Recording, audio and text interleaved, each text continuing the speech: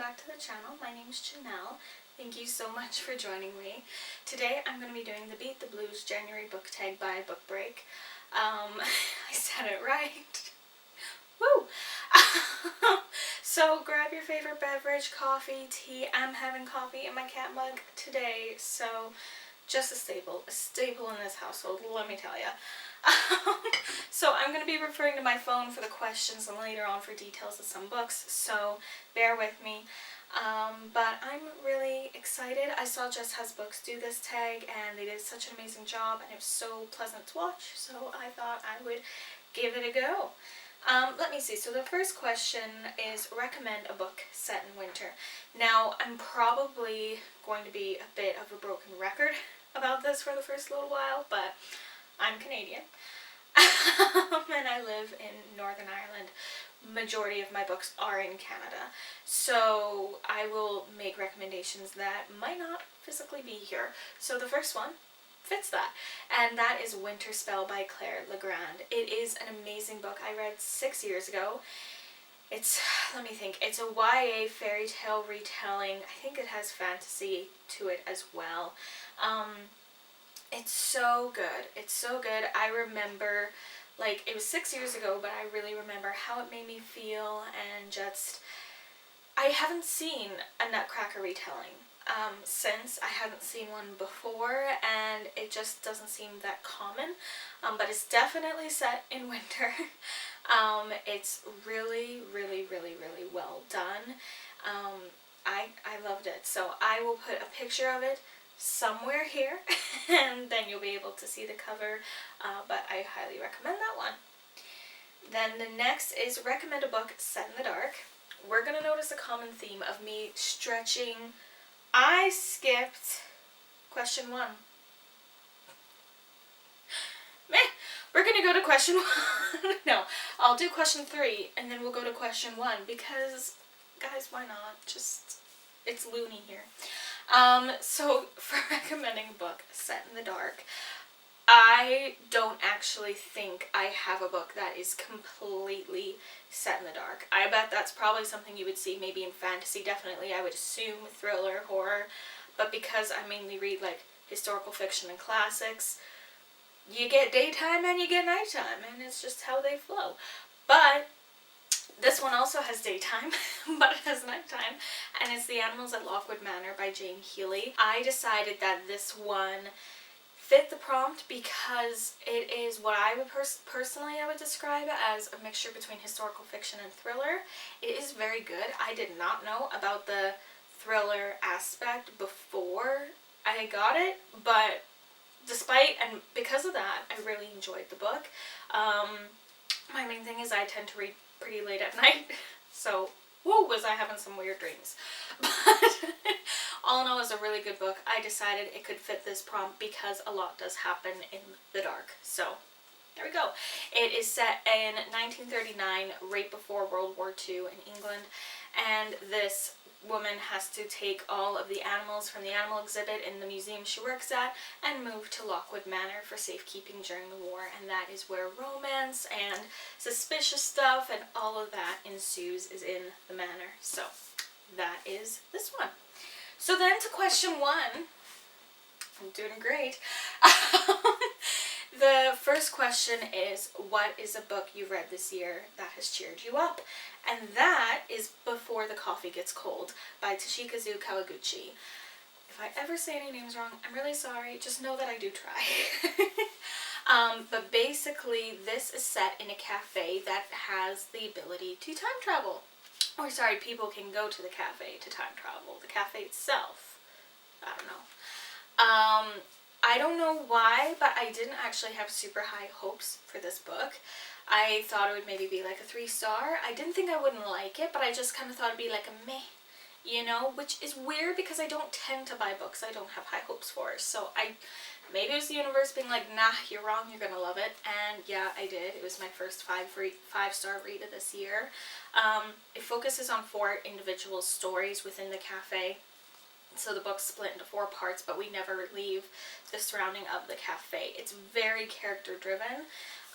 The first story, the first person, I actually didn't really connect with, I think. And my cousin, I had her read it, she put it perfectly when she said it's more or less like the first part's almost setting up more how the time travel works, the rules within it, because you have to be back before the coffee gets cold. Because it is such a character-driven book, you do feel empathy for the characters and what they're going through with their lives. It even says in the synopsis, you know, typically the reason for the time travel isn't the most joyful one, so it's a bit weird that it's the book that cheered me up. But even though there's a lot of sad things, there's a lot of just really heartwarming things that happen, and it's such a good book. It really, like, it's not overly, like, it's not super lyrical or anything. Like, I found the writing style to be very, like, blunt and to the point, but that really, really worked, I think, for this novel, and I absolutely loved it. Like, at the end, I just hugged it and had a little healing cry, so I really recommend this one. There's a sequel called Tales from the Cafe, and I cannot wait to read it. So that was question 1. Now we're going to question 4. So, recommend a book set in cold climate. So I had fun with this one because I'm Canadian and we are known for our cold climate and our insane winters. I would have thought I might have a book set in Canada on my shelves, and I don't. I do in Canada, so I remembered that. So the first series I'm going to recommend is, I think it's called Canadian West or Canada West series by Janet Oak. The first book is When Calls the Heart, and guys, it's so good. It's so good. It is, it's about this woman who becomes a school teacher, and there's a Mountie, and there's romance, and it's so good, you guys. I love it. It has been adapted into a Netflix show, and I did start watching it, but then emotional stuff started happening, and I just couldn't cope, so I haven't continued with it. But it's really, really good.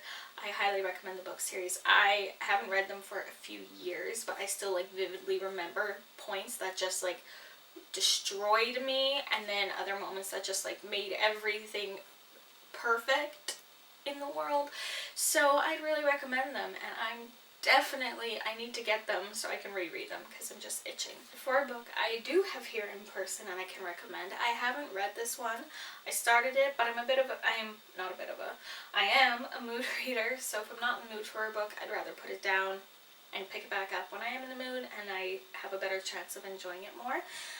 But it is The Glass Woman by Carolyn Lee. This, to me, sounds like it has similarities to Rebecca. I'm currently reading Rebecca, but it is set in Iceland in 1686, and is based on a girl living in a village is suddenly betrothed to a man from another village, so she has to go there and marry him. But his wife has mysteriously died, and the village people are very suspicious and not trusting, and things like that. So it sounds really good. I've heard good things about it, and I'm really looking forward to when I am in the frame of mind where I'll enjoy it. But yeah, that would be my in-person recommendation of a book set in a cold climate. Then the next one is recommend a book that takes place over a whole year. This one was really hard for me because I have books that span multiple years and books that feel like they take a year but they don't explicitly state it. Now, the first one that I have is The Flag Sheriff by Beth O'Leary.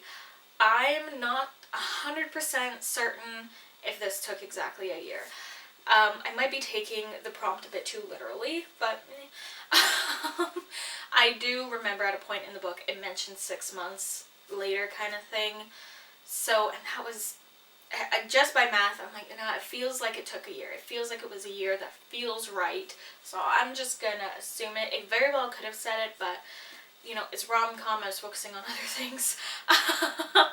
But basically, it's about a night nurse who does not need his apartment during the night and needs help paying the rent. So there's also a publisher who doesn't need the apartment during the day but does during night. So they come to a flat sharing agreement. They actually don't meet in person, and their main form of communication is through sticky notes when they make the arrangement. So it's so cute and it's so good, and I love it so much. It is a rom-com, but it does deal with heavy topics. If any, like, as a trigger warning would be like emotional abuse, abusive relationship trauma kind of stuff. I would, if that is a possible trigger, I wouldn't rate this one. But if it's not, I would. It's so good. I love it. I hadn't read a romance in a while, but last year I kind of started getting back into them, and this is one of them that made me realize that love. So, The Flat Share.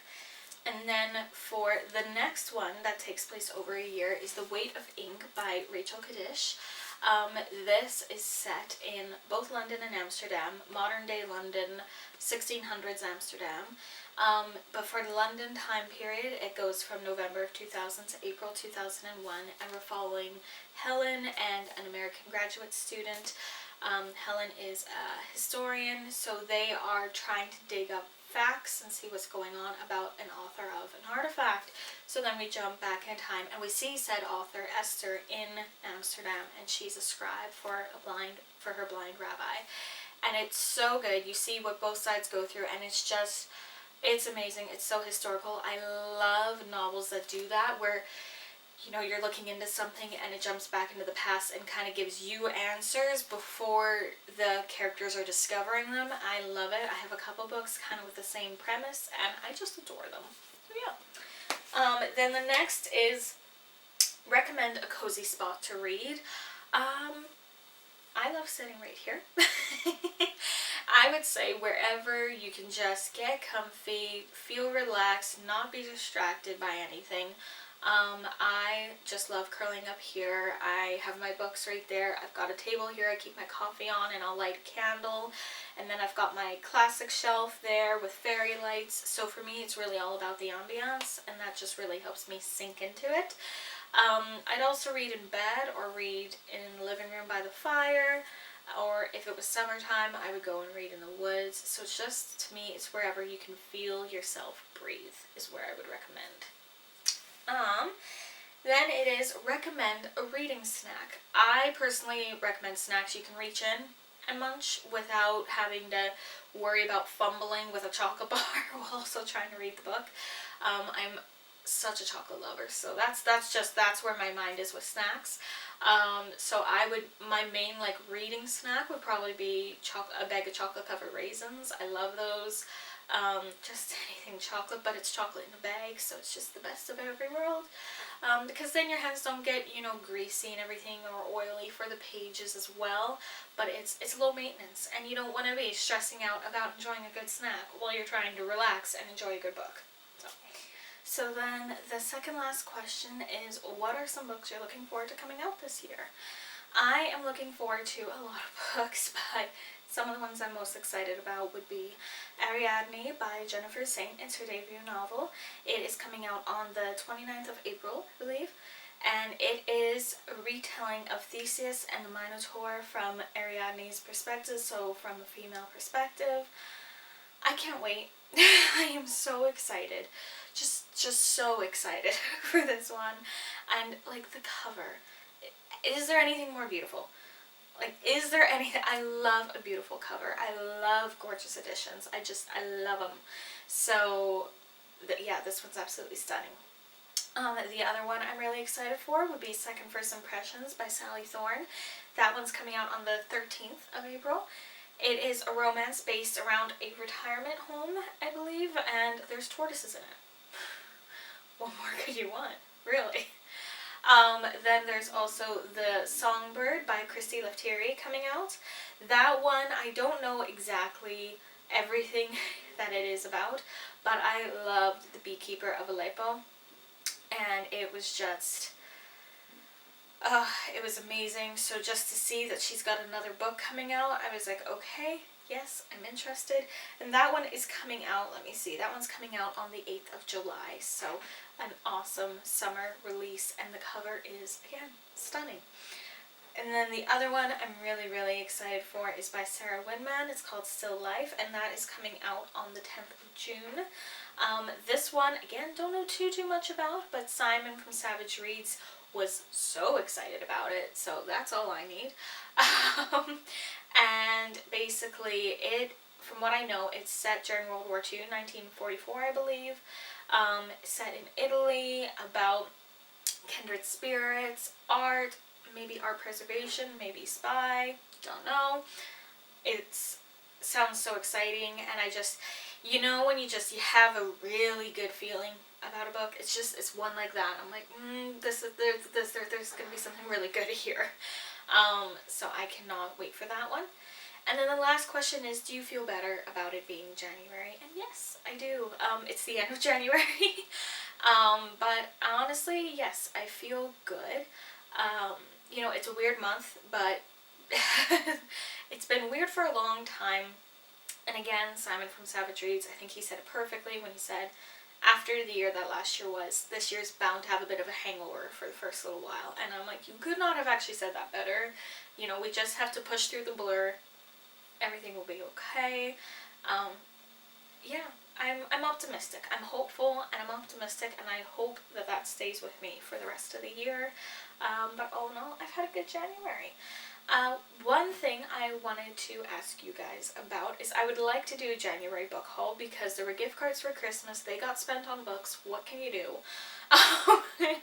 But I'd love to do a January book haul going through the books that I got. At the same time, I did get books for Christmas, so multiple option question here. One, would you like to see the books I got for Christmas in the same video as my January book haul? Would you like to see it as a separate Christmas book haul, books I got for Christmas video? Or is it too late for that and just do the books I got in January? Let me know. I am to please. As well as that, thank you guys so much for the love on my first video. It really, really touched me, and I was just seeing comments and getting to interact with people, it made me so happy. So thank you so much. I'm really excited, and I love that other people were getting excited with me, so it was really special. So thank you. Until then, if you like, feel free to like, comment, and subscribe. I have my social media link down below, so feel free to check that out. But in the meantime, take care, stay safe, and thanks so much for watching. Bye!